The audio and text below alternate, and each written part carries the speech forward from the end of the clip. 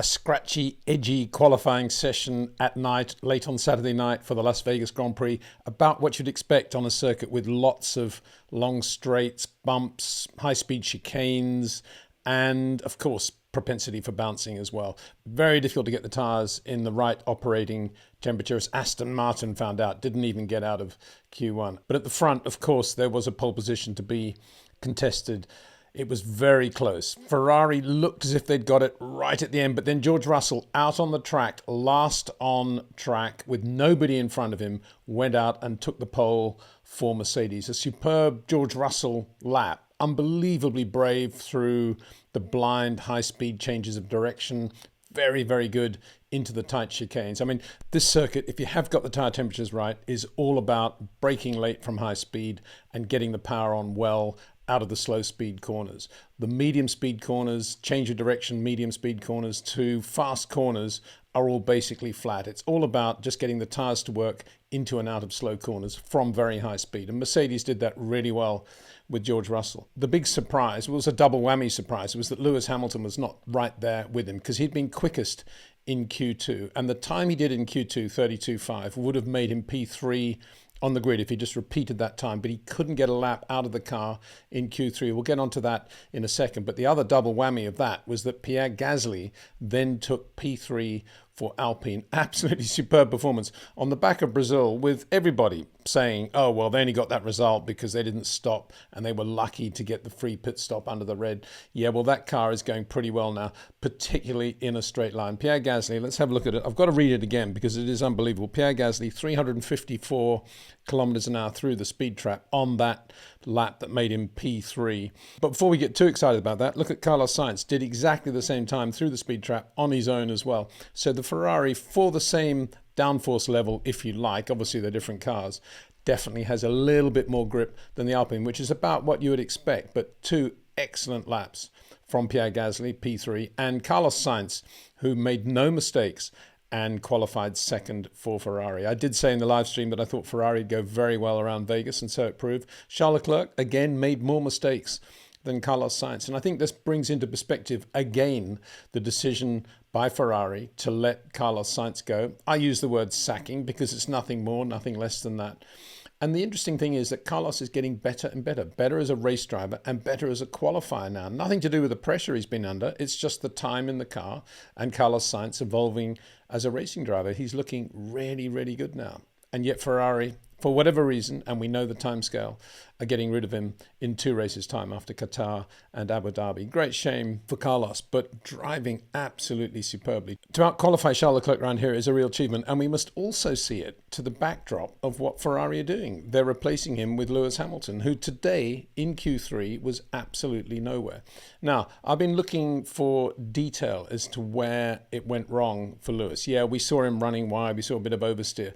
That was under the heading of tyre temperatures not being exactly where they should be. The only thing I can say is that whenever they released George Russell, he always came out second. And I guess this is another Mercedes thing. Oh, when it's his turn to be out last on the track. Okay, take it in turns. Let's be good boys. George Russell always went out on a free track. And when he took the pole, he did so absolutely the last car on the circuit. The track was no doubt at its quickest at that point. Lewis Hamilton, on both his laps, was released right behind Nico Hülkenberg in the middle of the traffic, 5 cars ahead of George Russell, and he had a bit of a run with Carlos Sainz as well on his first run. That's no excuse. I mean, Lewis has been around for a long, long time now and knows how to get a lap time out of the car, but it wouldn't have helped in the context of how well George is driving and the free road that George Russell had. You'd imagine also there would have been a reasonable attempt to get some towing out of some of these teams, but they didn't. None of them did it in Q3. Although in Q1, it was very clear that Sergio Perez was able to help Max Verstappen to the tune of about 3/10 by being in exactly the right place before the braking area into turn 14. That really helped Max. And then Sergio had his lap on his own, couldn't get out of Q1. Very, very difficult weekend again for Sergio Perez. As for Max Verstappen, the car was much better. He had a lurid long run on the medium tyre earlier that day, and it led to a bit of a contretemps on the radio with Max saying, if you keep me out on these tires for any longer, I'm for sure going to crash. And he had a couple of moments on them anyway. So they brought him into the garage, got the car set up, and then put him on a new set of softs. And immediately Max said, yeah, finally we got some tire temperature, we got some grip. And that was the car he took into qualifying, and he did pretty well with it. His limiting factor was probably top speed. There's a lot of stuff going on the internet at the moment about how Red Bull forgot to bring the right wing to Vegas. Okay, maybe they forgot, maybe they made a mistake, whatever it was. 347 was Max Verstappen's top speed through the trap on his quickest lap. Yeah, a long way from Pierre Gasly and Carlos Sainz. But guess what? George Russell's top speed through the speed trap, 347. So I don't think there's anything there that you can say from Red Bull's perspective they made a mistake, they got it wrong with the rear wing, because they did have the top speed that Mercedes had to get the pole. End of story. Mercedes on this occasion just did a better job, maybe by luck or by judgment, of getting the tyre temperatures absolutely right. As for McLaren, slightly quicker in a straight line, 349, 347 for Lando Norris and Oscar Piastri. But 33.0, 1 minute 33.0 was the lap time for that car. That's what both drivers did in Q2, and it's what both drivers again did in Q3. Nothing more to be had out of the McLaren. So where are they losing time? It was interesting to see the tyre choices going into Q3. All the front runners obviously tried to run only one set of new soft tyres in Q2 in order to have two sets in Q3. But McLaren didn't do that, and they ran the first phase of Q3 on a used set. Now you'd say maybe that cost them time switching to the new tyre and the drivers adapting to the grip of the new tyre in the last phase. But guess what? Pierre Gasly also did the same in the Alpine. Started on a used set for his first run and was quick, and then was even quicker in the last phase of Q3 on the new tyres. So I don't think we can blame that. Also under that heading, it was interesting in Q2 how various teams approached that problem. Max Verstappen went out on a new set, did a time, and then just sat in the garage. A little bit of nail biting there, because he dropped from something like P3, P4 down to P7 as the checkered flag came out, but he was okay, obviously got through into Q3. Whilst Ferrari kept their two drivers in the garage for as long as possible, whilst others were out on their new set of softs, and then ran their one set of new softs through to the end of the session. So different approaches. Not sure it all added up to anything. It just shows how difficult it was to get the tyres to work. And the difference between a new set and a scrub set was very questionable and debatable going into Q3. It looks like ultimately the way to do it was two new sets of tyres in Q3, providing you had a free lap and providing you were out right at the end when the track was at its quickest. Lewis Hamilton, as I say, in traffic on both occasions with Nico Hülkenberg and also with Carlos Sainz. And whilst there was no balking and whilst there was no impediment, it would have been something around him. There might have been a bit of turbulence. There might have been this, there might have been that. The mitigating circumstances, that's about all you can say. Nonetheless, 32.5 in Q2, even in traffic, he could have done a 32.7 and he would have been P4, P5 on the grid. So yeah, difficult, strange times. I think Max Verstappen thinking, if I had a bit more top speed, I would have been right there. But then again, he will look at the top speed of the Mercedes and say, yeah, we didn't get the tyres right. Even in this setup, we didn't get it quite right. Max had pretty good runs in Q3 and went quicker than he had in Q2. So it looks about right. The only thing you can say is how difficult the car obviously was for Sergio Perez. He just couldn't get the tyres into the window at all. So if you really want a barometer of where Red Bull are, you say, wow, what a difference between Perez and Max Verstappen yet again. The start of Q3 was delayed, allowing the temperatures to drop even more. Track temperature went down to about 13.3 degrees Celsius from 13.8, 14.0. And that was because Franco Colapinto went off big time in the Williams. A very embarrassing incident, really, because he'd done very well to get into Q2. Alex Albon hadn't got out of Q1. The car obviously wasn't brilliant, but like everybody else, struggling with tyre temperatures. But he lost it in a very, very inelegant way. Coming out of a change of direction, slow corner, got a little bit wide on acceleration out of the right-hand exit, and then there's a left-hand apex with concrete on the apex. And he just misjudged it. He ran wide and then just went straight into the apex left front off the car. Now, if you run wide and you take the rear off the car, I suppose that's one thing. But if you just misjudge an apex to that extent and to have a shunt that big, then that is, well, that's a bit of a warning sign. As I've said, he is, for all the song and dance has been about Franco Colapinto, and there's been a lot, and being a Carlos Reutemann guy, I was slightly confused by the comparisons with Carlos that came up in Brazil about Franco being the next Carlos Reutemann. I pointed out at the time that Carlos, from day one, was always a front-end, early turn-in driver and was beautiful to watch, even in 1972, his first season in Formula One in that respect.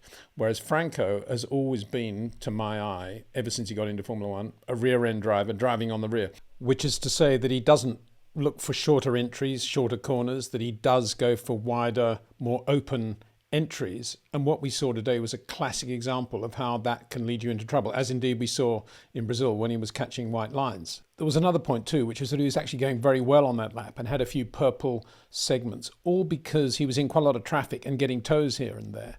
And that suggests that maybe there's a lack of mental discipline in terms of the structure of the lap, and therefore getting carried away when purples appear. It was a big shunt too, 50G they're saying in the Williams press statement, and obviously a lot of work again for the Williams mechanics after the carnage of Brazil, but more importantly they're just waiting to have, as I speak, waiting to have medical approval that Franco can race tomorrow, because it was quite a big impact to be going through him. But as I say, it was a misjudgment of an apex by a driver who lives on oversteer and relies on the back end, and I'm surprised that Williams already haven't got him to work a little bit harder on using the front of the car a little bit better. And if they are planning to race him in 2026, he's got to stand down in 25 because the two drivers are Alex Albon and Carlos Sainz. Then, in my opinion, they should book a lot of time with Rob Wilson now to get Franco's feel for the front end sorted, because he's got phenomenal feel and touch. There's no doubt about that. It's just that he's doing it on the rear of the car rather than the front. And I'd book, 1 day a week for 52 lessons, I think, probably. 52 sessions should be called, not lessons. That's probably not the right word. 52 sessions would do very well for Franco, and he'd be well placed then to do the job in 2026, in my opinion. Other notables, the difference between Pierre Gasly and Esteban Ocon. Astounding difference, really. And Pierre Gasly just getting better all the time. On a recent live stream, I was asked about, I think it was the 5 fastest qualifiers in Formula One, and I did include Pierre Gasly in that. That was a couple of weeks ago. And I truly believe that. I think he really is quick, and that showed today. He's truly become a class driver. And the team is going in the right direction. He'll be really good next year in that car with the Mercedes power unit as well. And also, we shouldn't forget Nico Hülkenberg and the role he played in qualifying. Not saying he held up Lewis, but he was always there.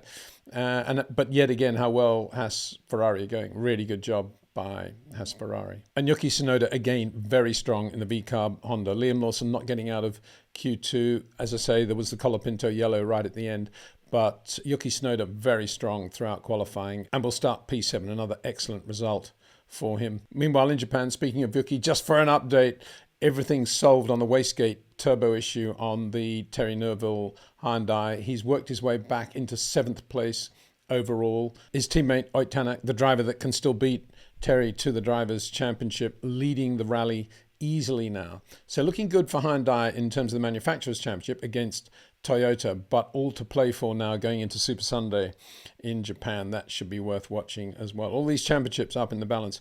From Max Verstappen, just to finish on that note, from Max Verstappen's point of view, thinking about the championship, probably not doing that at all, knowing Max, but nonetheless, if he did think about the championship, he'd think, well, at least I'm ahead of Lando Norris, and ahead of both McLarens, which can't be a bad thing in terms of where we're going with points. But it'll certainly be a first lap worth watching. George Russell, Carlos Sainz, Pierre Gasly, Charles Leclerc, Max Verstappen, and then the two McLarens around this street circuit. Looking forward to that. Big thanks to Jetcraft, to OEM Exclusive, and of course to TrackNinja. See you tomorrow.